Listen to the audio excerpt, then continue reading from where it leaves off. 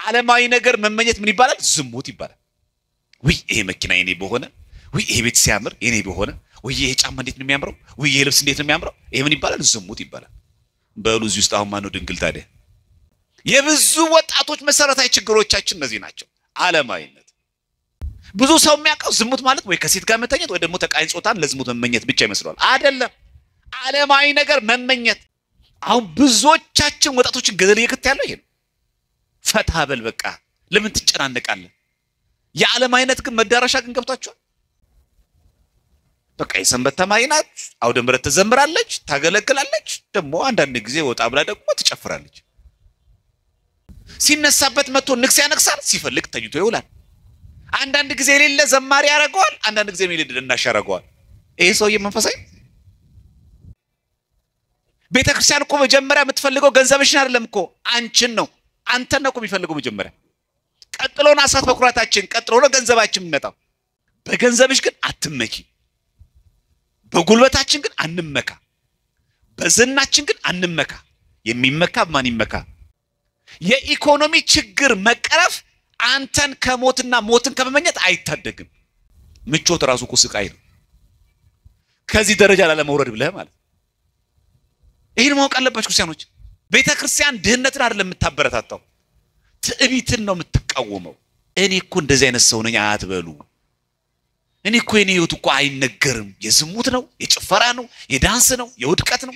እንዴት ነው የምመለሰው? ቆሽሻለሁ አትበሉ። አዎ ቆሽና። ይሄ ምንም የዳቦ ስም አያስፈልግም። የሚጨፍር ሰው አለ፣ አትምሰለው። ወደ ጠንቋይ ቤት የምትሄድ ሴት አለች፣ አንቺ አትምሰያት። አትምሰሉ ነው የተባለው። ዓለም አለ፣ አትምሰለው። እንደንስ እንጨፍር እንዝናና እንደዚህና ከቤተክርስቲያን ራቅ የሚል ሰው አለ፣ አንተ አትምሰለው። በነገራችን ላይ መንፈሳዊ መሆን ማለት ስራ ቦታ ላይ ሁሉ ማለት ሌሎች ቤተ እምነቶችን ማበሻቀጥ ማለት አይደለም። እኛ ትልቁ ችግራችን ዓለማዊ የምንሆነው መስሪያ ቤትም ጭምር ነው። እንጀራዬ ነው ብዬ ነው እያልን ማለት። ለምን እንደዚህ ታደርጊያለሽ? የሥራው ጠባይ እኮ ነው። ለሰከው ሮባር ምበላው በጣም ነው የሚያደክመው እኮ ስራው። በጣም ነው እኮ የምንገርመው። ቢያንስ ለንስሐ አባታችን እንኳን አንነግርም እኮ። ዛሬ እኮ የዝሙት ምንጫችን እኮ ዛሬ ስልካችን እኮ። በስልካችን እኮ ብዙ ሰው በዝሙት ወድቋል። ብዙ ሰው በግብረ አውናን ወድቋል። ብዙ ሰው በፍቶት ወድቋል። የዚህ ሁሉ ምንጮች ምንድናቸው? በአግባቡ እኛ ስልካችን ለጽድቅ ስለማንጠቀምበት ብቻ ሌላ የተለየ የተረገመ ነገር ሆኖ አይደለም። በስመ አብ ወወልድ ወመንፈስ ቅዱስ አሐዱ አምላክ አሜን። አባቶች፣ ወንድሞች፣ እናቶች፣ እህቶች በዚህ ተሰበሰባችሁ የእግዚአብሔር ቤተሰቦች በእግዚአብሔር ፍጹም ሰላም እንደምን ዋላችሁ? እንደምን ሰነበታችሁ? እግዚአብሔር ይመስገን ብለን ስሙ እንድናመሰግን የፈቀደልን የአባቶቻችን አምላክ እግዚአብሔር ስሙ ከአጽናፍ እስከ አጽናፍ የተመሰገነ ይሁን። እንዴት እንደምትመላለሱ በጥንቃቄ ተጠበቁ። የሐዋርያው ቅዱስ ጳውሎስ መልእክት ወደ ኤፌሶን ሰዎች ምዕራፍ 5 ቁጥር 15 እንዴት እንድትመላለሱ ተጠበቁ ይላል። የምንኖረው በዓለም ውስጥ ነው። የምንኖረው ኦርቶዶክስ ብቻ ያለበት ሀገር ውስጥ አይደለም። የምንኖረው ሁሉም ሰዎች ደግ ያሉበት ብቻ አይደለም። የምንኖረው ሰው ሁሉ ቅን በሆነበት ምድር ላይ ብቻ አይደለም። የተለያዩ ቤተ እምነቶች ደጉም ክፉም ጥሩም ጥፉም እነዚህ ሁሉ ተሰብስበው የሚኖሩበት ነው ይሄ ዓለም። ሐዋርያው ቅዱስ ጳውሎስ ለኤፌሶን ክርስቲያኖች ሲልክ እንግዲህ እንደ ጥበበኞች እንጂ ጥበብ እንደሌላቸው ሳይሆን እንዴት እንደምትመላለሱ ተጠበቁ ይላል። ጥበበኞች የሚላቸው መተርጉማን ሐዋርያት ናቸው። እንደ ሐዋርያት እንደ ቅዱሳኑ የኛ ቤተክርስቲያን አንዱ መገለጫው ምንድነው? ሐዋርያዊት አይደል? እንደ ሐዋርያት በቅድስና በንጽህና በጥበብ ነው የሚለው። በብልጣ ብልጥነት አይልም። ብዙዎቻችን ብልጣ ብልጥነትና ጥበብ ይቀላቀልብናል። አለኮ በጣም ብልጣ ብልጥ የሆነ ሰው አለ። የከሰዓት ቅዳሴ በሚሆንበት ጊዜ እንዳይርበው በጣም ማታ ጥርስቅ አድርጎ የሚበላ ሰው የለም ስለማይርበው ከዛ ይቆያል አሁን ብልጣ ብልጥ ነው መጽሐፍ ቅዱስ የሚናገረው ጌታችንም የነገረን እንደ እባብ ልባም ነው ያለው እንደ እርግብ ደግሞ ምን ሆኑ የዋህነት እርግብነት ብቻ በቂ አይደለም ልባምነትን ብቻ በቂ አይደለም ልባምነትን ከምን ጋር ከየዋህነት ጋር አብሮ መያዝ ያስፈልጋል ስለዚህ ሐዋርያ ቅዱስ ጳውሎስ ምን አላቸው ወንጌል አስተማራቸው አጠመቃቸው ለመዳን የሚያስፈልጉ ምስጢራቶችን የኤፌሶን ክርስቲያኖች ፈጽመዋል ይሄ ሁሉ የጎደለባቸው ነገር የለም ነገር ግን አላቸው እንደ ጥበበኞች ተመላለሱ ሐሰተኛ የሆኑ የሐሰት ወንድሞች ቢጽ ሐሳውያን ስላሉ ዓለማውያን ሰዎችም ስላሉ በብዙ መንገድ ትፈተናላችሁ ነው ልብ በሉ መንፈሳዊነት ማለት በብዙ ሰዎች መካከል ላይ እየኖርን በዛ መካከል ላይ መንፈሳዊ ሆኖ ከክፉ መጠበቅ ነው ታስታውሱ እንደሆነ ጌታችን በወንጌል በዮሐንስ ወንጌል ምዕራፍ 17 ቁጥር 15 ምንድን ያለው ከክፉ እንድትጠብቃቸው እንጂ አለ ጌታችን አብን እኮ ነው ከክፉ እንድትጠብቃቸው እንጂ ከዓለም እንድታወጣቸው አይደለም አዋ እኛ አሁን ከዓለም ልንወጣ አንችልም ሌላ ስፔስ አንሄድም ሌላ ዩኒቨርሲቲ ውስጥ አንገባም ነፍሰ ገዳይ እኮ ነው ሰው ጨካኝ ሆነ እኮ ሰው አረመኔ እኮ ሆነ ሰው መተዛዘን እኮ ጠፋ ምን ነው ተጨቃከን እንላለን ያለነው ዓለም ውስጥ ነው መጸለይ ያለብን ከምን እንዲጠብቀን ነው ከክፉ ለዚህ ነው ጌታችን ከክፉ እንድትጠብቃቸው እንጂ ከዓለም እንድታወጣቸው አይደለም ከዚህ ምድር ዓለም ወጥተን ሌላ ቦታ እንድንሄድ አይደለም ሌላው ሀገራችን በሰማይ ናት እሱም ስናርፍ ነው ከዛ ውጪ ግን ክፎች የሌሉበት እኛ ሰዎች እንደዚህ ተሰባስበን እንደዚህ በግር በማህበራዊ ህይወት እንደዚህ እየኖርን እኛ ብቻ ምንኖርበት ሊኖር አይችልም ስለዚህ ምን አለን እንደ ጥበበኞች እንጂ ጥበብ እንደሌላቸው እንዳትመላለሱ እንዴት ተጠበቁ የሐዋርያው ቅዱስ ጳውሎስ በጣም ጥብቅ የሆነ መልእክት ነው በነገራችን ላይ ሐዋርያት በሙሉ ይሄን የሚያስተላልፉ በዚህ በአንደኛ ዮሐንስ ምዕራፍ 2 ቁጥር 15 ላይ ዓለምን ወይም በዓለም ያሉትን አትውደዱ ይላል አይታችሁ ምን ማለት ነው ዓለም ሲል አጠቃላይ ይሄን ዓለም አትውደዱ ዓለም ውስጥ አትኑሩ አላለም አትጎምጁ በዓለም ያሉትንም ዓለማዊነትንም አትውደዱ ሴኩላሪዝም አሁን ምናየው ይሄንም ችግሩ አንዳንድ ሰዎች የሉ ፕሮቴስታንትም አይደለም ኦርቶዶክስም አይደለም ሙስሊምም አይደለም ፓጋንም አይደለም ጆባም አይደለም ዝም ብሎ ነው የሚኖር ሮባርብም ማያቀም ዝም ብሎ ይኖራል አይ ሃይማኖትን ባረኩ ይላል ዓለማዊነት አሁን ብዙዎቻችን ወጣቶችን ገደል እየከተ ያለው ይሄ ነው ፈታ በል በቃ ለምን ትጨናነቃለህ የዓለማዊነት ግን መዳረሻ ግን ገብታችኋል መነሻው እኮ የሴኩላሪዝም እኮ መነሻዎች እኮ አውሮፓዎች ናቸው ሃይማኖት ይዘው መሰረት ይዘው የነሱን ሃይማኖት የማይከተልን ስለሚጨቁኑ ከቨር ፔጁ ምን ሆነ በቃ መንግስትና ሃይማኖት ተለያይተው መኖር አለባቸው አሁን ምንም የተቀደሰ ሐሳብ አይመስልም ሐሳቡ ግን እዚህ ጋር አይቆምም በስመ አብ አትበል አታማትብ አትጸልይ ልክ በደርግ ጊዜ የነበራችሁ ሰዎች እንደምታውቁት ኢትዮጵያ ትቅደም ብለ ዝም ብለ አታካብደው በቃ ሃይማኖትን ዝም ብለ ልትኖር ትችላለህ እግዚአብሔር አለን ብለም አትመ ዝም ብለ ኑር ሚል አይቶ ዓለማዊነት አሁን ብዙዎቻችን ያላወቅነው ወጣቶች ይሄ ነው አንዳንድ ሰዎች አሉ አይደል አሁን እኛ የምናቀው በማህበራዊ ህይወታችን የምናቀው እንደዚህ ይሄ ቤተ እምነት አለ ይሄ ቤተ እምነት አለ ይላል ከእምነት ውስጥ ወጥተው የዓለማዊነት ደግሞ መንገድ ጠራጊዎች ደግሞ አሉ ለዛም ነው ሐዋርያው አንደኛ ዮሐንስ መልእክት ምዕራፍ 2 ቁጥር 15 ላይ ዓለምን ወይም በዓለም ያሉትን አትውደዱ ያለው ባውላ የሚባል እምነት አለ በዚህ እምነት ውስጥ ያሉ ሰዎች ኦርቶዶክሱም ፕሮቴስታንትም ሙስሊምም የትኛውም ቤተ እምነት በአንድ አዳራሽ ጦር እንዲጸልይ ይፈቅዳሉ ባውላ የሚባል ከዛ እዚህ ጋር አንድ አዳራሽ ላይ እዚህ ጋር ያ ሙስሊም እዚህ ጋር ኦርቶዶክሱ እዛ ጋር ሙስሊሙ እዛ ጋር ሁሉም እምነት ትክክል ነው ከዛ ታዋጣለህ አንድ ወር የሚጾሙ ከሆነ 15 ቀን እስከጾማል 15 ቀን ታግዛቸዋል አንተ ጾማል አይቶ ዓለማዊነት ነው የሚመጣ ሰይጣን እንዴት እንደሚጫወትብን ተመልከቱ። ለዚህ ነው ሐዋርያው ዓለምንና በዓለም ያለ አትውደዱ። ለዛ ነው በቅዳሴያችን ላይ ንፍቅ ዲያቆን እንደሚለው ኦ አሃው አይደለም ይላል። ወንድሞች ሆይ ይህንን ዓለም አትውደዱ። ከዛስ ዓለሙ ሁሉ ምንድነው? አላፊ ጠፊ ነውና። ሁለተኛው ዲያቆን ከመልእክታት መካከል ካነበበ በኋላ የሚናገረው መጨረሻ ንግግር ይሄንን ነው። ሰይጣን በምን አይነት መንገድ ሰዎችን ከእግዚአብሔር እቅፍ እንደሚያርቅ አይታችኋል? መጀመሪያ የሚያደርገው ሰይጣን በጎ ነገር እንዳናውቅ ይፈልጋል። አጭ ጾም እንዳታውቅ ያደርጋል። ካወከውስ እንዳትጠቀምበት ያደርጋል። ያስታይብሃል። በነገራችን ላይ ያንተ ጾም እኮ ማንም አይጾሙም። በነገራችን ላይ ስራ እየሰራ ያንቺ ስራ ተመልከቹ። እንዳንቺ በነገራችን የሚጾም ሰው ነው ታውቂያለሽ ይላል ውስጥሽ።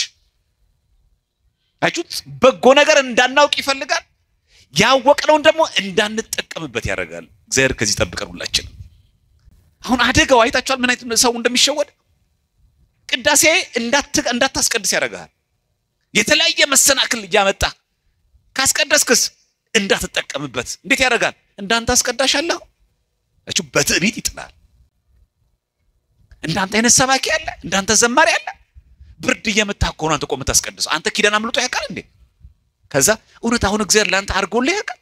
ኪዳን አልቀረ ሰዓት አትቀር ማህሌት አትቀር ንስሐ ትገባለህ ውዳሴ ማርያም ትደግሚያለሽ ሚቀርብሽ። አንቺ ግን ምን ተደረገልሽ? እንደው የሚጨፍሩት እኮ ናቸው ያለፈላቸው እንደሚል ሲል አጭ ሰይጣን እንዴት እንደሚያደርግ በመናገለግለው መንፈሳዊ አገልግሎት እንዳንጠቀምበት አድርጎ እግዚአብሔር ላይ እንድንታበይ እንድንወቅሰው ያደርጋል። እንደ ኢዮብ እግዚአብሔር ሰጠ እግዚአብሔር ነሰጠ እግዚአብሔር ነሳ የማን ስም የተመሰገነ ያል እንደዚህ ሚል ሰው አሁን እኛ ተመልከቱ። ብዙ ሰዎች ከዓለማዊነት ዓለማዊ የሚሆኑ ሰዎች እዚህ ቤት ውስጥ የነበሩ ቤተክርስቲያን የነበረ ሰው የሚጣው በዚህ መንገድ በጣም እኮ ጎበዝ አገልጋይ ነበረች። አረኮ የሚገርም እኮ መሪጌታና ዲያቆን ነበረ። አሁን ማለይቶ ለጭፈራ ቤት ነው ያለው። አይታችሁ ዓለምን ከየት ነው የመጣው ሰይጣን? አሁን አንተ በዘር መገፋት ነበረብህ እዚህ ቤት። አሁን አንተ ይሄን ደብር ቀጥ አላረከውም። ያንን የጽዋ ማህበር ሊሞት የነበረውን ቀጥ አርጋለ መንፈሳዊ ጉዞ አርጋ አዘጋጅተ ልጆቹም መምህር መድብ ያሰብከው። አሁን አንተ እንዲ መገፋት ነበረብህ። አይ ሰይጣን እንዴት እንደሚያርግ ከዛ ያ ሰው ብን ብሎ ይጠፋል። እዚህ ቤተ ክርስቲያን ውስጥ ያለ ሰው ይላል ክር ያሰሩ ለሰውየው ይመስል። ዓለማዊነት የሚመነጨው ውጭ ያሉ ሰዎች ቤተ ክርስቲያን የማያውቁ ሰዎች ብቻ ሳይሆን ቤተ ክርስቲያን የሚያገለግልም ሰው ዓለማዊ ይሆናል። ይሄን ማወቅ አለብን ክርስቲያኖች። ዴማስን አታዩትም እንዴ? ከቅዱስ ጳውሎስ የተለየው ማንን አይቶ ነው? ዓለምን አይቶ ነው። አይ ጳውሎስ አንተ ወንጌል ስበክ እኔ እቺ ዓለም በጣም ጥሩ ናት ነግጄ እኖራለሁ ብሎ ወደ ቢዝነሱ ገባ። አለኮ ከነዴማስ ጋር እኮ ጳውሎስ ከዴማስ ጋር እኮ ነበር። አገልግሎት እኮ የሚያገለግሉ እኮ ሰዎች አሉ። እቺ ዓለማዊነት ዓለማዊ ያሉ ሰዎች ውጭ ያሉ ሰዎች ብቻ እንዳትመለከቱ ነው ይሄን ነገራችሁ ክርስቲያኖች። እኛንም ጭምር ይመለከታል። ዓለማዊነት በብዙ መንገድ ስለሚገለጽ ዓለማዊነት በብዙ መንገድ ስለሚተረጎም እንዴ በቤተ ክርስቲያንም እያገለገለ ዓለማዊ ሰው ይኖራል። ይሄን ማወቅ አለባችሁ ክርስቲያኖች። በቃ የሰንበት ተማሪ ናት፣ አውደ ምሕረት ተዘምራለች፣ ታገለግላለች፣ ደግሞ አንዳንድ ጊዜ ወጣ ብላ ደግሞ ትጨፍራለች። በቃ አለጋ ደስ ሲለው ያስቀድሳል፣ ከደበረው ይተዋል። ሲነሽጠው ጧት ተነስቶ እንቅልፍ ከነሳው ኪዳን ያደርሳል፣ ሲፈልግ ይቀራል። ሲነሳበት ይተዋል፣ ሲነሳበት ውዳሴ ማርያም ይደግማል። ሲነሳበት መጥቶ ንግስ ያነክሳል፣ ሲፈልግ ተኝቶ ይውላል። አንዳንድ ጊዜ የሌለ ዘማሪ ያረጋዋል፣ አንዳንድ ጊዜ የሌለ ደናሽ ያረጋዋል። ይሄ ሰውዬ መንፈሳዊ ዓለማዊነት ማለት ውጪ ያሉ አካላት ብቻ አይደለም እኛንም ጭምር ይመለከታል ክርስቲያኖች። ለዛም ነው ሐዋርያው ዓለምን ካለ በኋላ ወይም በዓለም ያሉትን ምን በሉ ምን አትበሉ አትውደዱ ካለ በኋላ በዓለም ያለው ሁሉ እርሱም ይላል የሥጋ ምኞትና የዓይን አምሮት ስለ ገንዘብም መመካት ከዓለም ስለሆነ እንጂ ከአባት ስላልሆነ። አይቹ በገንዘብ መመካት ትምክህት እኮ ነው። ዓለማዊነት ማለት እኮ ትምክህት ነው። እውነትና ወራ ከተባለ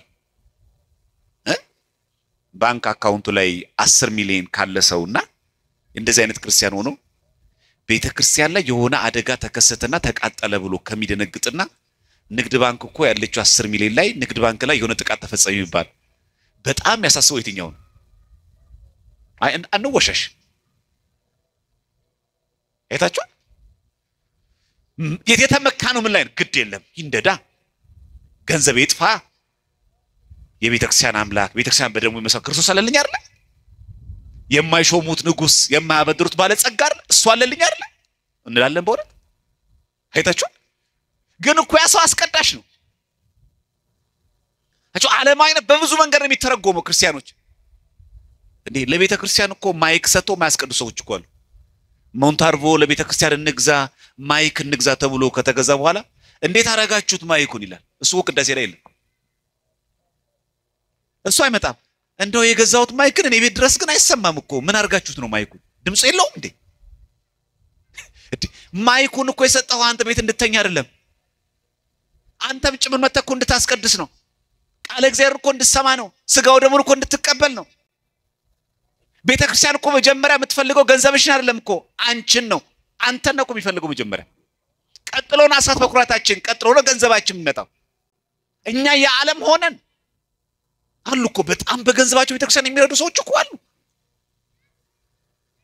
እንደዚሁ በዛው ልክ ደግሞ ቆራቢ የሆኑ ሰዎች አሉ። በገንዘባቸው በህይወታቸው የጸደቁ ታድለው በሁለት መንገድ የሚሄዱ በሀብታቸው የማይመኩ በገንዘባቸው የማይመኩ ይሄ ዓለም እኮ ጠፊ ነው የሚሉ ሰዎች ደግሞ አሉ። የታደሉ የተስማማላቸው በገንዘብ መመካት እኮ ነው የሚለው። ዛሬ ብዙ ምን እንመካበታለን? እኛ በብሔራችን እንመካለን፣ በዘራችን እንኮራ የለን፣ በመልካችን እንኮራ የለን፣ በእውቀታችን እንኮራ የለን። እነዚህ ሁሉ እኮ ዓለማዊነት እኮ ናቸው። በነገራችን ላይ ለእናንተ ብዬ ምናምን ነው እንጂ እኔ ችግር የለብኝም ምናምን ቢል ሰው እኮ አለ። ውጭ ሰርቼን በላ ሰው ነው ይላል። የሚመካ በማን ይመካ ነው የሚለው? በምን ነገር ልንመካ ይገባል? ዓለማዊነት የሚመነጨው እኛ ራሳችንን ከእግዚአብሔር አርቀን በዓለማዊ መንገድ ስንጎመጅ ነው። በዓለም ያለው ምኞት አለ የሚለው ሐዋርያው ከእንደገና አምሮቱ መሻቱ አባ ጊዮርጊስ ዘጋስጫ መጽሐፍ ሚስጥር ለሚላል እኔ ዘሟችሁ ይላል። አባ ጊዮርጊስ ዘጋስጫ እኮ ጻድቅ ባህታዊ እኮ ነው። ዘሟችሁ ማለት እኮ ከሴት ጋር ምናምን ተኝቶ ወይ ወድቆ ወይ ደግሞ ሴትን እኮ ተመኝቷት እኮ አይደለም። ዓለማዊ ነገር መመኘት ምን ይባላል? ዝሙት ይባላል። ወይ ይሄ መኪና የኔ በሆነ፣ ወይ ይሄ ቤት ሲያምር የኔ በሆነ፣ ወይ ይሄ ጫማ እንዴት ነው የሚያምረው፣ ወይ ይሄ ልብስ እንዴት ነው የሚያምረው፣ ይሄ ምን ይባላል? ዝሙት ይባላል። በሉ እዚህ ውስጥ አሁን ማን ነው ድንግል ታዲያ? እኔ የሰው ንብረትም የሰው መኪና እኛ በሞባይል እንቀና የለን በቀፎ ይሄንን ሞባይልማ እጄ ላይ ሳላስገባ እንዴ ከሰው አይተን እኮ የኛ ሞባይል እኮ ሁሉ ነገር አለው። መጎምጀት ይሄ ነው ዝሙት ማለት። ይሄ ዝሙት ማለት መመሻት መመኘት ማለት ነው። ብዙ ሰው የሚያውቀው ዝሙት ማለት ወይ ከሴት ጋር መተኘት ወይ ደግሞ ተቃራኒ ጾታን ለዝሙት መመኘት ብቻ ይመስላል። አይደለም። ዓለማዊ ነገር መመኘት ልብ በሉ አትስሩ አይደለም። ሰው የሚቀላቀለው እዚህ ጋር አትትጋል ተባልክም። እንደዛማ እንዳንል መጽሐፈ ሲራክ ላይ እኮ አለ ገንዘብህን በገንዙ በከንቱ አትበትን ካለ በኋላ በቃኝም አትበል እኮ ይላል። ምን ማለት ነው? ገንዘብህን መልካም ነገር ምሰራበት ከሆነ ሰብስብ አጠራቅመው ግድ የለም። ነዳይ ያበላ ከሆነ የታረዘ ምታለብስ ከሆነ የተጠማ ምታጠጣ ከሆነ የተራበ ምታበላ ከሆነ በቃኝ አትበል ሰብስበው ግድ የለም። ለመቄዶንያ እየሰጠ የተራቡትን እየመገብ ከሆነ አረ በደንብ ሰብስበው አረ ጥሩ ደሞዝ ይከፈል። አሳስ በኩራት እያወጣ ከሆነ እየመጸወትክ ከሆነ ወላጅ አልባ ህፃናትን እየመገብክ ከሆነ ትምህርት መማር ያልቻሉት የቤት ክፍያቸው ዩኒፎርማቸውን እየከፈልክ እያስተዳደርክ ከሆነ አረ ገንዘብ በቃኝ አትበል ሰብስበው። ማን አለ ከኛ መካከል አሁን ይሄንን ብዙ ጊዜ ታድሶ መናፍቃን እንዴት ገንዘብ በቃኝ አትበል ይላል። እነሱ እኮ ያረጉት የትኛው ፓስተር ነው ዛሬ ደሞዝ ተጨምሮላል ቢባል አይ ጌታ ይሰጠኝ በቃ የሚለው? ወይ ይሄ ሁሉ ታክስ ሊቆረጥ ነው ያለ የሚያጉረመርም አይደለ? ለምን ዋሻለን? ማን ነው ከኛ መካከል ደሞዝ ቢጨመርለት የሚያጉረመርም? እንደውም ሰለት እናስገባለን እንጂ ኪዳነ ምህረት እዚህ ፖዚሽን ስጪኝ ብያት ለምኛት ነበር የምፈልገው ፖዚሽን አገኘው። ይሄ ፖዚሽን አይፈልግ ለምንድን ነው? ለምን ይፈልግናል? ለደሞዝ ነው። ለምን ዋሻለን? ማን ነው ጭማሪ የሚጠላው? ስለምናሽቃብጥ ነው። ሐቆሱ ነው። ማን ነው ገንዘብ የሚጠላ? ገንዘብን ግን በአግባቡ መጠቀም። በገንዘብሽ ግን አትመኪ። በጉልበታችን ግን አንመካ። በዝናችን ግን አንመካ። የሚመካ ማን ይመካ?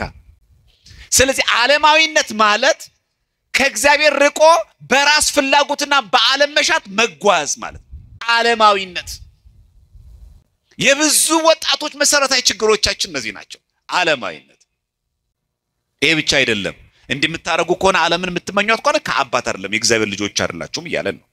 ከዛ ማንም ዓለምን ቢወድ አለ ሐዋርያው አንደኛ ዮሐንስ መልእክት ምዕራፍ 2 ቁጥር 15-17 ያለው ነው ያነበብኩ ያለው። ማንም ዓለምን ቢወድ አለ የአባት ፍቅር በእርሱ ውስጥ የለም ይላል። አይገርም? አራት ነጥብ ያደርጋል።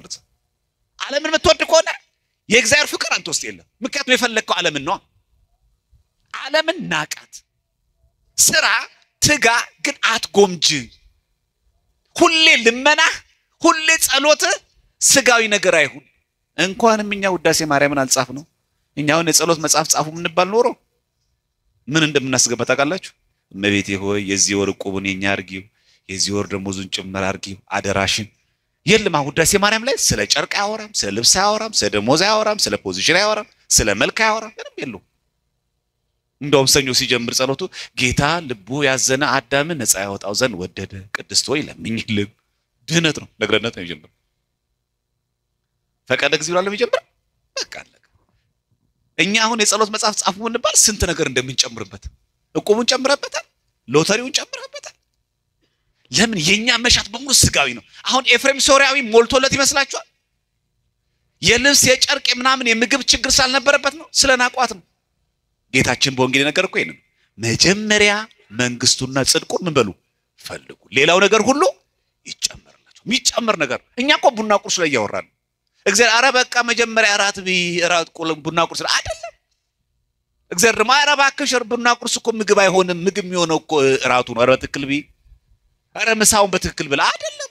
እኔ ቡና ቁርስ ነው ፈልግ። አረ እባክህ እሱ ለማንም ይሰጣል፣ እንኳን ለኛ ላላመንም ሰዎችም ይሰጣል እኮ። መጀመሪያ ግን መንግስቱና ጽድቁን ፈልጉ። ብዙ ሰዎች መሰረታዊ ችግራችን ስጋዊ ነገራችን ቢሟላ እንደው ምንም ነገር የሚጎል የማይመስል ሰዎች አሉ። አትሳሳቱ። በዓለማችን አንድ መረጃ ልንገራችሁ። በዓለማችን ከፍተኛ የሆነ ወጣት ኖሮባት ራሳቸውን በማጥፋት የምትቸገር ሀገር እንግሊዝ ናት። በየአመቱ ከ7000 በላይ ወጣቶች ራሳቸውን እያጠፉ መርዝ ይጠጡ ይገላሉ። በጣም የሚገርማቸው እዚህ በሙሉ ሀብታም ናቸው። መቼስ እንግሊዝ የምትረዳ ሀገር አይደለችም። ልጆቹም የሀብታም ልጆች ናቸው። የኢኮኖሚ ችግር መቀረፍ አንተን ከሞትና ሞትን ከመመኘት አይታደግም። የሚታደገው በማመመካት ነው። ይሄን ማወቅ አለባችሁ። ይመስላል ብዙዎቻችን አሁን ቤት ባገኝ መኪና ቢኖረኝ ደስ ቢኖረኝ ምንም ማለት አይደለም፣ እንዳይመስልን። ምቾት ራሱ እኮ ስቃይ ነው። ከዚህ ደረጃ ላለመውረድ ብለህ ማለት ይሄን ማወቅ አለባችሁ ክርስቲያኖች። ምን ይላል አርጋኖን ጸሎት ላይ አባ ጊዮርጊስ ዘጋስጫ? ድንግል ሆይ ዓለም ከሚደርስበት መልካም ሁሉ አድርሽኝ ይልና ይሄንን አልተውም። በኋላ ግን ምን አለ?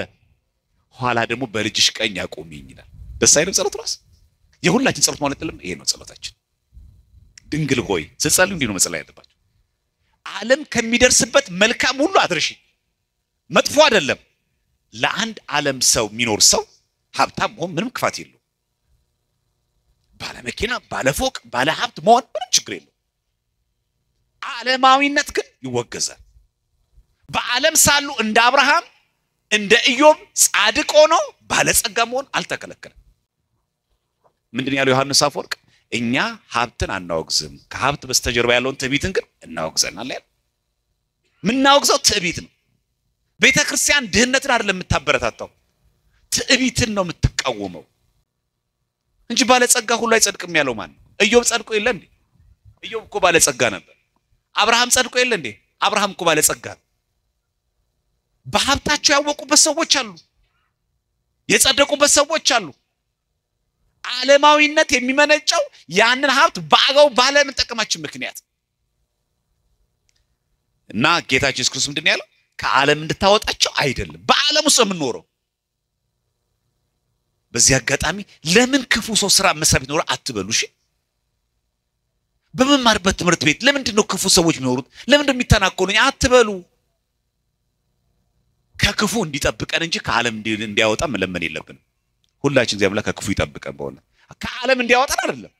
አይ ከዚህ ዓለም ነጥቀው ሰደኛ አይደለም በዓለም ውስጥ እንኖራለን ዓለምን ግን አንመስላትም ሐዋርያው በኤፌሶን ምዕራፍ 2 ቁጥር 1 ላይ በበደላችሁና በኃጢያታችሁ ሙታን ነበራችሁ ካለ በኋላ በእነርሱም በዚህ ዓለም እንዳለው ኑሮ በማይታዘዙትም ልጆች ላይ አሁን ለሚሰራው መንፈስ አለቃ ይላል ማን ነው ዲያብሎስ እንደሆነው በአየር ላይ ስልጣን እንዳለው አለቃ ፈቃድ በፊት ተመላላሳችሁበት ይላል የተመላላሳችሁበት ህይወት ይሄ ነው ይላል በአየር ላይ እንዳለው ስልጣን እንደ ጋኔን ይሄንን መንፈሱን ዓለም ሁሉ የተቆጣጠሩ ማን ነው ሰይጣን ግደል ዘሙት ጨፍር ደንስ እንደፈለክ ፈታበል ዓለማዊነት ከየት ይመነጫል በጣም የራራ መስሎ ኢትዮጵያ ውስጥ እኮ መኖር እኮ ጾም ነው ሚልስ አልገጠማችሁ አቹ እንዴት እንደሚያለሰልስ ሰይጣን አንተ እኮ ብዙ መጾም የለብህ ውጮች እኮ ቢጾም እኮ እንደው እኮ ኖሯቸው ነው አንተ ለምን ጾማለህ ዲለም እንዲህ ትላለህ አንተ እኮ ምን መድከም የለብህ በዛ ላይ ሰንበት ተማሪ ነህ በዛ ላይ ታገለግላለህ በዛ ላይ ትሰብካለህ እረፍቱ ከስፈልጋል ማህሌቱ ይቅርብና ቅዳሴ ትሄዳለህ አይቱ እንዴት እንደሚያለሰልስ ሰይጣን ምን ይላሉ አባቶቻችን ሰይጣኑ ያለው ዝርዝሩ ላይ ነው ይባላል ሰይጣን ያለው ምን ነው ዝርዝር ላይ ሲናገር ከቨርቤጁ በጣም ጤነኛ ነው የሚያስመስለው ከዓለማዊነት ግን የነበረ ሰው ወደ መንፈሳዊ መቀየር ግን ይችላል እንደ ሙሴ ጸልም ይችላል ሙሴ ጸልም እኮ ዓለማዊ ነበር በጣም የሚገርማችሁ ሙሴ ጸልም ነፍሰ ገዳይም ነበረ ከሴቶች ጋር በጣም ብዙ ጊዜ ዘሙታል በቃ እልል ያለ እግዚአብሔርን የማያመልክ እንዱ ዝም ብሎ በዓለም የሚጨፍር ሰው ነበር እግዚአብሔር ጠራ ወደ ቤቱ ገባ መነኮሰ ብፁዕ ሆነ መጨረሻ ላይ በዛ ገዳም በቅድስና የመነኮሱት መነኮሳት ሁሉ በለጣቸው ከየት መጥቶ ከዓለም ምን ማለት ፈልጌ እኔን ያነሳውላችሁ መሰላችሁ እኔ እኮ እንደዚህ አይነት ሰው ነኝ አትበሉ እኔ እኮ የኔ ህይወት እኮ አይነገርም የዝሙት ነው የጭፈራ ነው የዳንስ ነው የውድቀት ነው እንዴት ነው የምመለሰው ቆሽሻለሁ አትበሉ አዎ ቆሽና ምንም የዳቦ ስም ያስፈልገው አንዳንድ ሰው እንደዚህ አንቺ አረ ይሁን የሚባል ነገር የለም አዎ ቆሽሻ ልክ ነው ይሄ እውነት ነው አዎ በድለናል ይሄ ውሸት ነው ትትና እኮ አይደለም ትትና ማለት እኮ ያልሆንከውን ነገር እኮ አይገባኝም ማለት ነው የምን ዘሙት ሆነ ዘሟች ነኝ ትክክል ነው ትትና አይደለም ግን ምን መግባት አለብን ንስሐ በዝሙት በጭፈራ በዓለም የነበረ ሰው በምንኩስና በቅቶ እየሰገደ እየጾመ እየጸለየ በቃ አቹ ከዓለማዊነት መራቅ እንምጫ ይቻላል የሰንበት ተማሪ ብቻ ጉባኤ የሚካተል ብቻ አይደለም አይታወቅም ውጪ ያለ ሰው ነው ሊበቃ ሊበልጥ እንደሚችል ታውቃላችሁ አንድ አባት እንደዚህ ሆኗል እኮ በገዳም ላይ በጣም ብዙ ጊዜ ጾመ ጸለየና እግዚአብሔር ተገለጠለት እንደው እግዚአብሔር አንድ ጥያቄ ልጠይቅሃለሁ አዎ ግን ከኔ ከመነኩሴው በጾም በጸሎት በቅድስና የሚበልጥ ሰው አለ እዚህ ምድር ላይ አለ እግዚአብሔር ምን ቢለው ጥሩ ነው መጽሐፍ መነኩሳት ተመልከቱ እውነት ልንገር አንተ ያለህበት ገዳም የሚያስተዳድረው የሀገሪቱ መሪ ንጉሱ የሱን ያክል እንኳን አንተ አላገለገልከኝም ማለት ጭራሽ የሀገር መሪ ቤተ መንግስት ቁጭ ብሎ በቅድስና እኔን መነኩሴ ባህታ ይበለጠኝ አዎ ይተካለ አንቺ እዚህ ቁጭ ብለሽ እዚህ ያለች ሰው ትበልጥ ትችላለች ይሄንማ ማየት አለብኝ አለ ሄደ የምንኩስና ቆቡን አውልቆ ወደ ቤተ መንግስት ሄደ ንጉሱ ጋር ለካ አይታችኋል ንጉሱ ሰው ፊት ሲፈርድ ልብሰ መንግስቱ ለብሶ ዘውዱን ደፍቶ ሁሉን ነገር ለብሶ በወርቅ ለብሶ ቁጭ ነው ቤቱ ሲገባ ለካ አላገባም የምንኩስና ቆቡን ደፍቶ ሲሰግድ ነው የሚያድረው ለካ ሰው ሲያየው የሀገር መሪ ነው ለካ በእግዚአብሔር ዘንድ በቅቷል ይታቃለ ገዳሙስ ከተቀመጠው ከዛ መነኩሴ ይልቅ ቤተ መንግስት የተቀመጠው ጻድቆ ነው ያንን ባህታ ይበለጠው አንተ ቁጭ ብለህ አጠገብህ ያለችው ጎረቤት ትበልጣለች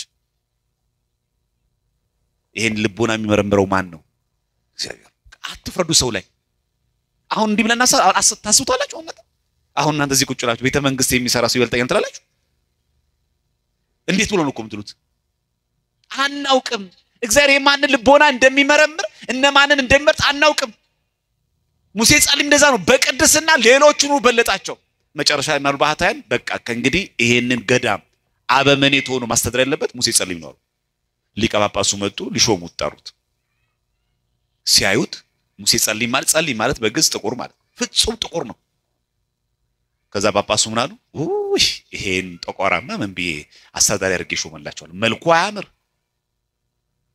እኛ ብንባል ኖሮስ አምጣው እኛ ብትባል አሁን አስተዳዳሪ እንደዚህ ብሎ ምን እንደምትሉት ሰው መሰላችሁ እንዴት እንደምጣላችሁ ከዛን ቀን ጀምሮ ከቤተ ክርስቲያን ወጣው እኛ እኮ እንዲህ ነው እኛ ሰበብ አግኝተን ያው ሊቀ ጳጳስ እኮ አይደለም እንዲሁ በቃ መምህሩ ራሱ ቢናገሩኛ ደስታችን አንችለው እዛ ደብር ማስቀደስ ተውኩኝ ሙሴ ጸልም እኮ ያው ጳጳሱ እኮ ነው ያለው መነኮሳ በተሰበሰቡበት ይሄንን ጠቋራ አልሾሙላችሁ ማለት በመልኩ በቅድስና አልበቃም አንድ ነገር ነው መንፈሳዊነት ይጎላል አንድ ነገር ነው በመልክ እኛ እየተዋላለን በብሔር ዛሬ እኮ ቤተክርስቲያኒቷን በውጭ እኮ የሚሰድቧት እኮ ዓለማዊ የሆኑ ሰዎች እኮ በዚህ መንገድ የሚያሳቡት እኮ አዎ የሚገፋ ነገር አለ አዎ ሊቀ ጳጳስ እኮ ብለውታል ጳጳስ እኮ ብለዋል ተናግረውታል ልክ ነው አንተ ተቋራ ባሪያ ብለውታል አዎ ሙሴ ጸልይ ወደ ውጭ ወጣና ስቅስቅ ብሎ አለቀሰ ልክ ነው የፊቴ ሳይሆን የነፍሴ የኃጢአት ጥቁረት ታይቷቸው ነው አለ እግዚአብሔር ስሙ የተመሰገረ ይሁን እቺ ከዓለም መጣታይታቸው መንፈሳዊ መሆን ማለት ሲያለቅስ ጳጳሱ ተገለጸለት ይቻላል እግዚአብሔር ይህ የምትመርጠው ሰው ጻድቅ ነው አለ ልክ ሙሴ ጸልይም ሲመለከተው ነጭ ሆኖ ፊቱ በብርሃን ሞልቶ አየው ለሰው የማይታይ ለማን እንዲታይ ያጋል እግዚአብሔር ሰው ማየት የማይችለው ነገር እግዚአብሔር እኛ ሰዎች እንዲያዩ ማድረግ ይችላል ሞገስ ይሰጣል የምንናገርበት አንደበት እግዚአብሔር ያድለናል ከዛ ሙሴ ጸልይ ማበኔት ሆነ በቅቶ ነው በነገራችን ላይ በምን በቅቶ በምን በቅድስና በምን በንጽህና ጠቋራ እየተባለ አንተ አትረባም እየተባለ እንደዚህ አገልግሏ ከዓለማዊነት ምንመለስ ሰዎች ይሄኑ መሸከም አለብን አስባችኋል አንድ ዓለማዊ ሰው እንደዚህ ቢባል እኛማ እናሳባለን በቅርቡ ነው ከዚህ ቤተ እምነት የመጣሁት በቅርቡ ነው ከዓለም የመጣሁት እንዴት እንደምንሰላከል አስቡት ሙሴ ጸልይ በቤተ ክህነቱ እኮ ያደገ ሰው አይደለም በቤተ ክርስቲያን በመንፈሳዊቱ እኮ ያደገ ሰው እኮ አይደለም ከዝሙት የመጣ ከዓለም የመጣ ከነፍስ መግደል የመጣ ሰው ያውም ደግሞ በመልኩ ብተቸው የት እንደሚጠፋ አስቡ ከዛኛም እንደምንለው እኛ ብንኖር ፕሮፋይል እናረጋቸውና ናው ረገረጋቸዋለን እኚህን አባት አሁን እኚህ ጳጳስ ናቸው አቤት እንኳን በዚህ ዘመን አልነበሩ ምን ልናረግ እንደምንችል አስቡ አይታችኋል በመልክኛ ቤት ሰው እንዴት እንደሚገፋ ይላል ሙሴ ጸልይም ደግነቱ ኢትዮጵያዊ ነው ከኛ ይልቅ በነገራችን ላይ በግብጽ ኦርቶዶክስ ቤተክርስቲያን ጽላት አለው ቤተክርስቲያን ታልጾታል በጣም የሚታወቅ ነው በቁመት ጻድቅ ይሆናል ዮሐንስ ሐጺር አለ ጆን ዘድዋርፍ ይላል ስነ መለኮት ሊቃው አጭሩ እንኳን ድንክ ነው ጻድቅ ነው የቤተ ክርስቲያን በዓለማዊነት መንገድ ከየመጣ ሰው ወደ መንፈሳዊነት ሲመጣ መልክ አይታይም ፈተና ግን አለኮ በብሔር የሚመጣብህ ይኖራል በመልክ የሚመጣ ሰው አለ በገንዘብ የሚመጣ ሰው አለ በስነ ቁመት የሚናገር ሰው አለ በአሳሰብ የሚናገር አለ በኪስም የሚናገር ሰው አለ አላው ግን ማልቀስ ያለበት ወዴት ነው ወደ እግዚአብሔር አልወጣም ምንኩስና ይቅርብኝ አለ ሙሴ መጥቼ ነበር ላገለግል ነበር እግዚአብሔር ወይ እንግዲህ መጳጳሱ እንግዲህ ትልቁ የኛ በመኔት የኛ አባት እንዲካሉ ምንኩስናን የሚሰጥ ምንኩስና መሻር የሚችል ሊቀ ጳጳስ እንደዚህ ካለ ምን አረጋዋለሁ ወንደ ለመድኩት ወደ ዓለም ልመለስ አላለም ይሄን ዓለም ምን አትበሉ ነው ይተባለው አትምሰሉ ማንንም ሊናገራቸው ከቤተክርስቲያን የንስሐ አባትን በለው ሰባኪም በለው ጠበል ቦታም ሊገጥም ይችላል መንፈሳዊ ጉዞ ላይ አናግሮ የሚያናግር ሰው ሁሉ ይገጥማል ወደ ዓለም የሚገፋ ሰው ይኖራል ወደዚህ መምጣት የሚገባው የዓለማዊነት ምንጮች ሰዎች በጣም ብዙ ሆኑ ይችላሉ ከዓለም ወደ መንፈሳዊት መፍለስ ያለበት ሐዋርያው ቅዱስ ጳውሎስ በዚህ በሮሜ ምዕራፍ 12 ቁጥር 2 ላይ ምን የሚል ቃል ይናገራል የእግዚአብሔር ፈቃድ ይላል የእግዚአብሔር ፈቃድ እርሱም በጎና ደስ የሚያሰኝ ፍጹም የሆነው ነገር ምን እንደሆነ ፈተናችሁ ታውቁ ዘንድ በልባችሁ መታደስ ተለወጡ እንጂ ይህንን ዓለም አትምሰሉ አችሁ እዚህ ዓለም ውስጥ አትኑሩ አላለም አትምሰሉት የሚጨፍር ሰው አለ አትምሰለው ገላምጣው አላለህም የሚቅም የሚያጨሰው አለ አትምሰለው ወደ ጠንቋይ ቤት የምትሄድ ሴት አለች አንቺ አትምሰያት አትምሰሉ ነው የተባለው ዓለም አለ አትምሰለው እንደንስ እንጨፍር እንዝናና እንደዚህና ከቤተክርስቲያን ራቅ የሚል ሰው አለ አንተ አትምሰለው ይህንን ዓለም አትምሰሉ ነው የተባለው ያ ብቻ አይደለም ገላትያ ሮሜ 12:18 ላይ ቢቻላችሁስ በእናንተ በኩል ከሰው ሁሉ ጋር በመኖር የሚለው በሰላም ኖሩ ይሄ ነው የሚናገረው ክርስትና የሚሰብከው ይሄንን ነው በነገራችን ላይ መንፈሳዊ መሆን ማለት ስራ ቦታ ላይ ሁሉ ማለት ሌሎች ቤተ እምነቶችን ማበሻቀጥ ማለት አይደለም እኛ ትልቁ ችግራችን ዓለማዊ የምንሆነው መስሪያ ቤትም ጭምር ነው እንጀራዬ ነው ብዬ ነው ይያልን ማለት ምናሳበው ሰው ደግሞ ሰባችን ደግሞ እንጀራ ሁሌ ማትቀረው ለምን አንገት ላይ ክር ተበጠሰ ሻወር ሶስት እንደው አትቀየርም ሁሌ ሻወር ናት በቃ ለምን እንደዚህ ታደርጊያለሽ የሥራው ጠባይ እኮ ነው ለሰከው ሮባር ምበላው በጣም ነው የሚያደክመው እኮ ስራው በጣም ነው ምንገርም ቢያንስ ለንስሐ አባታችን እንኳን አንነግርም እኮ የሥራውን ጫናና በርደን እንኳን አይተን ለንስሐ አባታችን አስፈቅደን እንኳን አይደለም እኮ ምናደርገው በራሳችን ግን ምን አለ ሐዋርያው ቅዱስ ጳውሎስ ቢቻላችሁስ ከሰው ሁሉ ጋር በመኖር የሚለው በሰላም እንጂ ሌላውን ቤተ እምነት እየሰደብክ እያንቋሽሽ ኑሩ አይደለም የሚለው በሰላም ኑሩ ማለት ግን እነሱን ግን ምን አትበሉ አትምሰሉ ይለያያል መስሪያ ቤት ላይ ኑር ሮብ ቀን ወተት ሊጠጡ ይችላል አንተ ግን አትምሰላቸው አንተ ክርስቲያን ኦርቶዶክስ ነህ እነሱን መስደብ እነሱን ማንቋሸሽ አይጠበቅብንም እኛ ምንድነን ክርስቲያኖች ነና በቤተ ክርስቲያን በክርስትና ስርዓት ምን አለ መኖር አለብን እነሱን ይሄንን ዓለም ምን አትበለው አትምሰሉት ከነሱ ጋር በሰላም ነው እንጂ ከጎረቤቶቻችሁ ጋር በእምነት ከመሰሱ ጋር ተዋጨቋት ብዙ ሰዎች እንደሚያደርጉት በተለይ ሌሎቹ የኢትዮጵያ ኦርቶዶክስ ተዋሕዶ ቤተክርስቲያን እንደ ጨቋይ እንደ በቃ ሌሎቹ ቤተ እምነቶች እንደምትጨፈልቅ አይደለም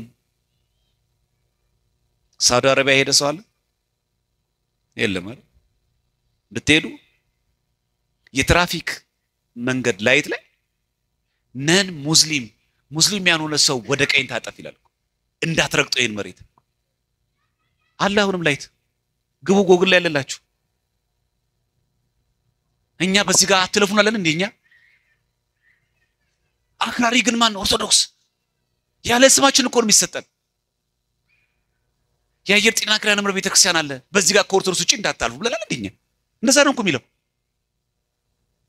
ነን ሙስሊም እኮ ነው የሚለው ሙስሊም ያላችሁ ሰዎች በዚህ ጋር እንዳታልፉ ይላል በመኪና እኮ ለማለፍ እኮ ነው አሁን ያለውን እኮ መነግራችሁ ያለሁት ማን ነው አክራሪ አንተ ቤተክርስቲያን ስታስቀድስ ነው አክራሪ የምትባለው ስጨፍር ግን በቃ ገለልተኛ ነህ ነፃ ሰው ነህ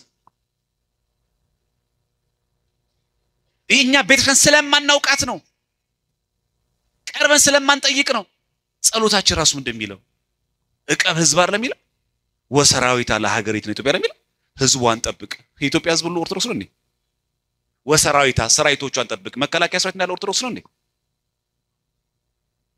መችኛ መርጠን ጸለይን ኦርቶዶክሱን ብቻ ለቅመ ጠብቅ መቻልንኛ በእውነት እቺን ቤተክርስቲያን የሰጠን አምላክ ስሙ የተመሰገነ ይሁን በቤቱ ሁሉ ጊዜ ያቆየን በእውነት ያጥፋቸው እኮ አይደለም እኮ ሰራዊቷንም ጠብቅ ህዝቡንም ጠብቅ ጸሎተ በራኪ ላይ የሚያሰማችሁ የመሪዎችን ልቦናስ መልሳል ይሄ እኮ ቤተክርስቲያናችን እኮ ጸሎት ስለ ዝናብ ውሃን ማልዳለን የወንዙን ውሃ ሙላት ሁሉንም በየመጠናቸው በየመጠናቸው በየልካቸው ይመላዘን ከመጠን በላይ እንዳይሆን ይሄው ሰሞኑ ጎርፍ አላያችሁ ማለት ነው ይሄ ጎርፍ ማጥለቅለቁ ኦርቶዶክስ ብቻ ጠብቅ ነው የምትለው ቤተክርስቲያን ለሁሉም ነው ቤተክርስቲያን እኮ ለሁሉም ናት ሲጀምር ኩላይት አይደለ መጣቁት ነው እንግዲህ ለእናንተ ተጨማሪ ምሳሌ ካስፈለገ ጠበልኛ ብቻ ምን እንጠመቀው ክር ያየር ነው ጠበል ምናስጠመቀው ከዳኑ በኋላ እንኳን በጠበሉ አይ ክር ማሰር አለበት ጠበል እኮ ባለቤትነቱ የኛ ነው ክር ካላሰራችሁ መጠመቅ አይቻልም ማለት እኮ እንችላለን ተፈውሰው እንኳን በዛው በእምነታቸው መቀጠል ይችላሉ። መች ቤተክርስቲያን ጎረረች እንደዚህ ብላ? መሃን የነበሩ ሰዎች ሸንኮራ ዮሐንስ የወለዱ ሰዎች የሉ? ኤችአይቪ ቫይረስ የነበረባቸው የተፈወሱ ሰዎች የሉ? ደም ግፊት የነበረባቸው፣ ስኳር በሽታ የነበረባቸው፣ ሳይነስ የነበረባቸው የተፈወሱ ሰዎች የሉ? ይሄን እኛ አናውቅም? በጎረቤቶቻችን የለም? መች ቤተክርስቲያን ሁሉ አወራች? ሐኪም ያልፈታውን የሚጥል በሽታ ያለባቸው ሰዎች ኮዙ እኮ አይታወቅም አሁን ድረስ። አንድ ጊዜ ሲኤንኤን የሰራው ይሄንን ቪዲዮ ሰርቶ ነበር። አንድ ጊዜ ላይ የሚጥል በሽታ በአሁን ድረስ በዓለም መድኃኒት አልተገኘለትም ይላል። መጨረሻ ምን ታውቃላችሁ? የሚጥል በሽታ እስካሁን ድረስ ድነት የተገኘው በኢትዮጵያ ኦርቶዶክስ ተዋሕዶ ቤተክርስቲያን ጠበል ነው ይላል። ስለዚህ የኢትዮጵያ ጤና ጥበቃ ሚኒስቴር ለኢትዮጵያ ኦርቶዶክስ ተዋሕዶ ቤተክርስቲያን ዕውቅና መስጠት አለበት ይላል። ይሄን ዜና ሰምታችሁ? እኛ ለነገሩ እዚህ መት ይችላል። እኛ ስክሮል እያደረግን ነው እንጂ ጥሩ ነገር እንኳን ሰማም። እኛ እንደዛ እኮ ነው ያለው። የሚጥል በሽታ እስካሁን ድረስ ምንም ነገር ነው ያልተገኘለት፣ ኮዙም አይታወቅም። የሚወድቁ ሰዎች ሁሉ መንገድ ላይ ይሄዱ። መፍትሄው እየተገኘ ያለው ሲኤንኤን የዘገበው ነገራችን የኢትዮጵያ ኦርቶዶክስ ቤተክርስቲያን እሱንም በጠበል ነው ይላል። ስለዚህ የኢትዮጵያ ጤና ጥበቃ ሚኒስቴር ለኢትዮጵያ ኦርቶዶክስ ዕውቅና መስጠት አለበት። እኔ ያልቻልኩትን መድኃኒት አንቺ እያዳንሽ ነው ብሎ ኃይሉ ማን ስለሆነ ነው? እግዚአብሔር ስም የተመሰገነ ይሁን። ዛሬም የሚወድቁ ዛሬም የሚያፍገመግሙ ዛሬም በበሽታ ያሉትን እግዚአብሔር በምሕረቱ ይፈውስልን። ቤተክርስቲያን እኮ የሁላችን ናት። አድልታ እንኳን ለኛ ብቻ እንኳን አታረግም። ለምን ታዲያ ዓለማዊ ትሆናለህ? ክርስቲያኖች ከዚህ ቤተክርስቲያን የበለጠ አቃፊ አለ እንዴ? ስንቱን ያዘችው፣ ስንቱን ተሸከመችው። በውስጡ ግን ተንኮል ኑፋቂ ያለበትን ግን እግዚአብሔር ያጋልጠዋል። ለምን ነሳቸው? አሪዮስ ሆዱን ዘርግፎ የሞተው ተመልሻለሁ በንስሐ አለ።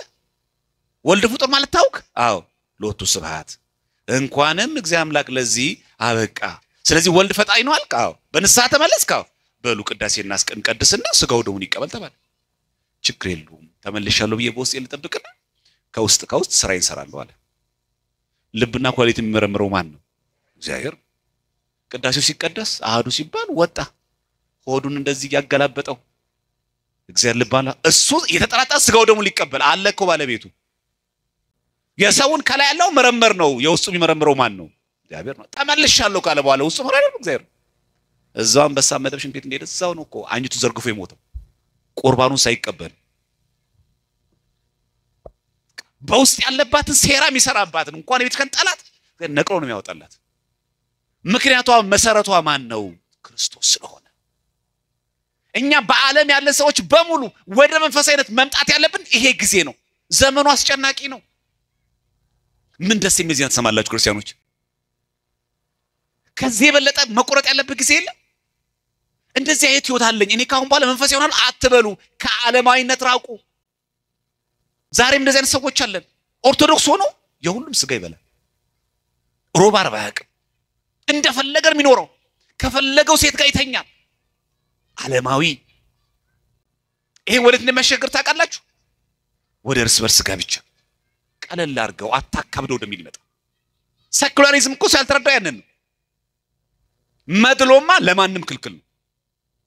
አንተ ከንቲባ ሆነ ኦርቶዶክስ ሆነ ኦርቶዶክሱን ብቻ ፍትህ ማድረግ የለብን። ሌላውን ቤተ እምነት ፍትህ ማድረግ አለብን። ኦርቶዶክስ ለዛም ታስተምረው።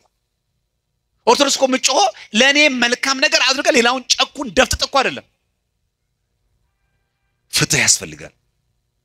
አንተ የቀበሌው ሊቀመንበር ስለሆንክ አንተ የዛ እስራኤሊት ባለቤት ስለሆንክ ሌሎቹን ጨቁን ደፍጥጥ አትልም። ፍትህ ለሁሉም እኩል። ቤተክርስቲያን የምታዘው ከነ እኔን ታውቃላችሁ። ስለዚህ ኦርቶዶክስ ሆነ እያስቀደስክ እየጾምክ አለማዳላት ይቻላል። የበደለ ኦርቶዶክስ ከሆነ የተበደለው ሌላ ቤተ እምነት ከሆነ መፍረድ አለበት።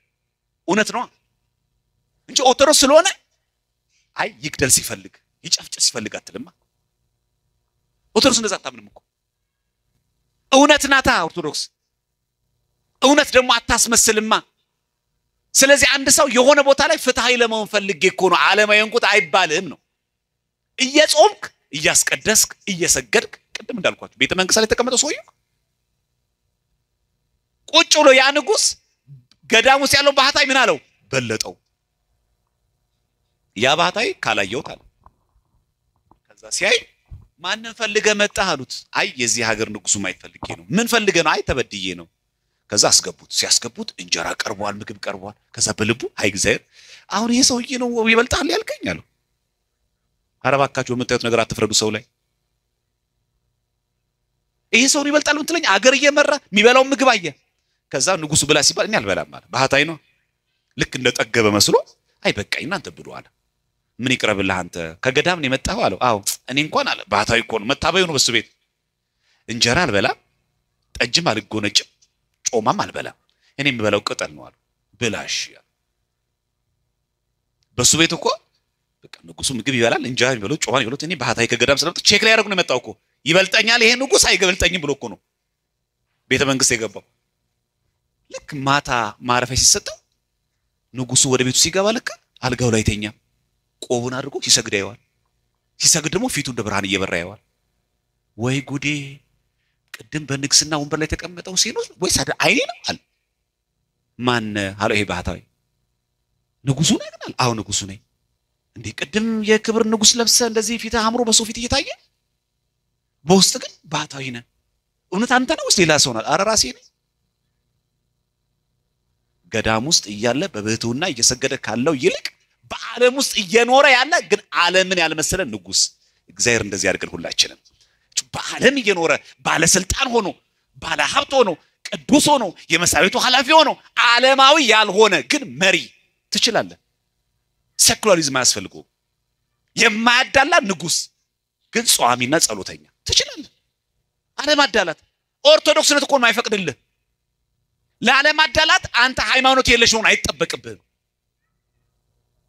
አይታችኋል ለፍትህ በቃ በጎነት ኦርቶዶክስነት ራሱ ፍትህ ነው ስሙ ራሳችን የእምነታችን ትምህርት እንደው ትርጉሙ ራሱ ኦርቶዶክስ ማለት ነው ትክክለኛ ቀጥተኛ እምነት ማለት ነው ቀጥተኛ ማለት እኮ ትክክለኛ እውነተኛ አስተምሮ ትምህርት ማለት አይደል ኦርቶዶክሳዊነት ማለት እኮ እንደዛ ነው ትክክለኛ እውነተኛ ርትዕት የሆነች ያልተጣመመች ጽነት የሌለባት የተቃናች ሁሌ ትክክል የሆነች ማለት ነው አንተም ትክክል መሆን አለበት መስሪያ ቤት ላይ ዓለም አዳላት ስራ ቦታ ላይ ዓለም አዳላት በቤተሰብ ዓለም አዳላት በትምህርት ቤት ዓለም አዳላት በሁሉ ቦታ በጎና ትክክለኛ ሰው መሆን እግዚአብሔር እንደዚህ ቅዱስ ያድርገን ሁላችን ለዚህ ነው የጠራችሁ አባታችሁ እግዚአብሔር ቅዱስ ነውና እናንተም በኑሯችሁ ሁሉ ምን ሆኑ ቤተክርስቲያን ውስጥ ንጹህ ሁኑ የሚለው ቤተክርስቲያን ስትመጡ ብቻ ነው የሚለው ቤት ሁሉ በኑሯችሁ ሁሉ ምን ሆኑ ቅዱሳ በኑሮ ማለት ትዳርም ኑሮ ነው ትምሬትም ኑሮ ነው ስራም ኑሮ ነው ማህበራዊ ህይወትም እኮ ኑሮ ነው በኑሯችሁ ሁሉ ቅዱሳን ሁኑ ልዩ ሁኑ ቅዱስ ማለት የተለየ ክቡር ሁኑ አሳባህ ጨፍር አሳባህ ዘሙት አትሳበ ዘረኛ አትሁን አትሳበ ሰውን አትበድል ርቱ ሁን ሁሉ ጊዜ ቅን ሁሉ ጊዜ የማያዳላ ሰው ሁን ሁሉ ጊዜ ይሄንን ዓለም አትምሰው ነው የሚለው የመጨረሻው እግዚአብሔር አምላክ ምን እንደሚወድ ሲናገር እንዲህ የሚል ቃል እናገኛለን ልበ ንጹሃን ብፁዓን ናቸው እግዚአብሔርን ያዩታልና እስቲ በሉላችሁ ልበ ንጹሃን በሉ ብፁዓን ናቸው እግዚአብሔርን ያዩታልና እስቲ እግዚአብሔርን ማየት የሚፈልግ እጅ እስቲ ያውጣ እሺ ጎበዞች ናችሁ ግን ማየት ማይፈልግ እሺ እግዚአብሔር ለማየት ምን ያስፈልጋል አለ ልበ ንጹህ ነን እሺ አሁን ደግሞ እግዚአብሔር ማየት የፈለጋችሁ ሰዎች ጥሩ እጃውታችኋል እኔ ልብ ንጹህ ነኝ የሚል ሲጃውታ ጎበዞች አይቹ ጻራት እጅ ሲያወጣ ልበ ንጹህ ነን ያርግልን እግዚአብሔር ለሁላችን እግዚአብሔር ለሁላችንም ንጹህ ልቦናን ያድለን ልበ ንጹሃን ምንድናቸው አለ ብፁዓን ናቸው እግዚአብሔር ምን ይሉታል እግዚአብሔር እንዲታየን ከፈለግን እንዲገለጥልን ከፈለግን በኑሯችን አብሮን እንዲልን ከፈለግን ልባችን ንጹህ ማድረግ አለብን ዓለማዊውን ሰው ትልቁ ችግራችን እኔ በዝሙት ነው ያለው አሁንም እጠጣለሁ አሁንም እሰክራለሁ አሁንም ዘሙታለሁ እኔ እንዴት ነው መሆነው ማርያም ግጻይት ማየት ነው መቼ እንደመጣ እግዚአብሔር ካናውቅ እሷ የመጣችው እንኳን ዓላማዋን ለመጸለይ እኮ አይደለም ኪዳን ለማድረስም አይደለም ለማስቀደስ ስጋው ደግሞ ለመቀበል አይደለም ወንዶችን ለማሰናከል ነው የመጣችው አሁንም በርግጥ አንዳንድ ንግስ ቦታ ላይ እኮ እንደዛ ነው የሚመስለው እኮ ሴቶቹ አለባበስ የሁሉም ሳይሆን እናንተ እንኳን አይደለም ያልመጡት ነው። እሺ አንተ እንደዚህ አታረጉ። እንደ አንዳንድ ሰው አላያችሁ ነው ክብረ በዓል ንግስ ሆኖ ሰው ምን ሆኖ ነው የሚለብሰው ትላላችሁ። አንዳንዱ እኮ ጂም ቤት ይጠራ ነው የሚመስለው በቁንጣ ይመጣል። ጂም ቤት እኮ ለሚጠራው ይሄ እኮ እግዚአብሔር ቤተክርስቲያን ነው። ከዚህ ስኮላርሺፕ ደርሷቸው ህንድ የሚማሩ ሰዎች ታውቃላችሁ ማስተርስ ምናምን እዛ ላይ የህንድ ማላንካራ ቤተክርስቲያን ያለ እና ከኢትዮጵያ ስትሄዱ ህንድ ለማስተርስም ፒኤችዲ ለመስራት ሲሄዱ ሰዎች ከኢትዮጵያ ኦርቶዶክስ ቤተክርስቲያን የመጣው ስትሏቸው ልብሳችሁ እንደዚህ ዳስሳሉ ታውቃላችሁ። ከተቀደሰ መካን የመጣው ብለው ማለት እና አንዱ የኛ ጓደኛ ቁንጣ ለብሶ ልክ እንደዚህ እንደ ኢትዮጵያ ሄደ። እንዴት የህንድ ማላንካራ ኦርቶዶክሶች እንደሰደውት ብታዩ አንተ ኦርቶዶክስ አይደል በቁንጣ ትመጣለህ? ያን ከመሰለ ቅዱስ ሀገር መጥተህ ነጠላ እንኳን አትለብስም አሉ። እና በጣም የሚገርማችሁ ህንዳን የህንድ ኦርቶዶክስ ከኛ ጋር ኦሪየንታል ናታቃላችሁ ህንድ ኦርቶዶክስ ቤተክርስቲያን የሚገርም እኮ ነው። ነጠላ ለብሳችሁ ስታስቀድሱ ከኢትዮጵያ ኦርቶዶክስ ቤተክርስቲያን ከወጣ ከተቀደሰ ሀገር ነው የመጣው ብለው ልብሳችን እንደዚህ ዳሰው እንደዚህ ይቀባሉ። በቃ የተቀደሰ ሰፍራው የነካ ነው ብለው አቤተኛ እኮ ምን ቀልዶ እኮ የሌለም። እኛውን በልመና ነጣል ምን ለብሰው አረ ምን በሱ ከኋላ ተቀመጡ ወደ ፍላይ ተቀመጡ ጥቅስ እንፈልጋለን። አረ በመከራ እኮ ነው አረ ባካችሁ ይሄኔ ኳስ ጨዋታ ቢሆን ኖሮ ፕሪሚየር ሊግ ቢሆን ኖሮ እንደባደባለን። እዚህ ጋር ምን እናርጋው? ደምረቱን መጫወቻ እናርጋው። ስሙ ራሱ ደስ አይልም። አውደ ምህረት የምህረት አውድ እኮ ነው እናንተ ለተጠጋው እኮ ምህረት የሚሰጥበት እኮ ነው። ትቀልዳላችሁ። ይሄ እኮ እውነተኛ ሰው እኮ የሚቆምበት ነው። ትቀልዳላችሁ። እንኳን ኑ ተብለን ቀርቶ በልመና ሲገኝ ነበር እንዴ? ስሙ እኮ ራሱ እኮ የምህረት አውድ ነው። የበደለ ኃጢአት የሰራ ሰው እግዚአብሔር ይማርህ የሚባልበት አውድ እኮ ነው እናንተ። የእግዚአብሔር ታቦት እኮ ሲወጣ የሚቆምበት አውድ እኮ ነው ያውድ። ከፍ በኋላ ላለን ወደ ፍለግ ለመጠጋት ጥቅስ የሚያስፈልገን ክርስቲያኖች ነበርንኛ። እዛ ኳስ ጨዋታ ከምናይበት ከደስ ቤት የበለጠ ክብር የለውም። ይሄ ቤት የበለጠ እግዚአብሔር ስም ለመስማት ቃሉ ለመስማት መጓጓት አልነበረብንም? ይሄ እኮ አውድ እኮ አውደ ምህረት ነው። መድረክ እኮ አይባልም አውደ ምህረት። የምህረት እኮ አውድ ነው። የተጨከነባቸው አጉል ፍርድ የተፈረደባቸው ፍርድ የተጋደለባቸው ፍትህ ያጡ ሰዎች ኃጢአት የሰሩ የወደቁ የተጨነቁ ሰዎች እግዚአብሔር ይማር ይቅር ይበልሽ ደስ ይበልሽ እኮ እንባልበት አውድ ነው እኮ እናንተ። ማርያም ግብጻይት ሳታድር ሳትውል የዛኑ ቀን ገዳም ገባች። ይቻላል። ዓለማዊ ሰው መመነን ይችላል። ዓለማዊ ሰው አስቀዳሽ መሆን ይችላል። ሰው ያወራል። አዎ ያወራ። እዛ በጣም የሚገርማችሁ እዛ እሷ በመነችበት በረሃ ውስጥ አንድ ሰው ምን ይባል አባት አየ።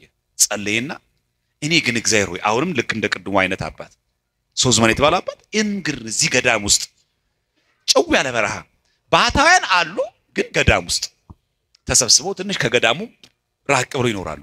የኔ ግን የሚለየው አለ ሰው ምን በጣም እልል ያለ በረሃ እኔ ብቻ ነኝ ያለሁት አለ።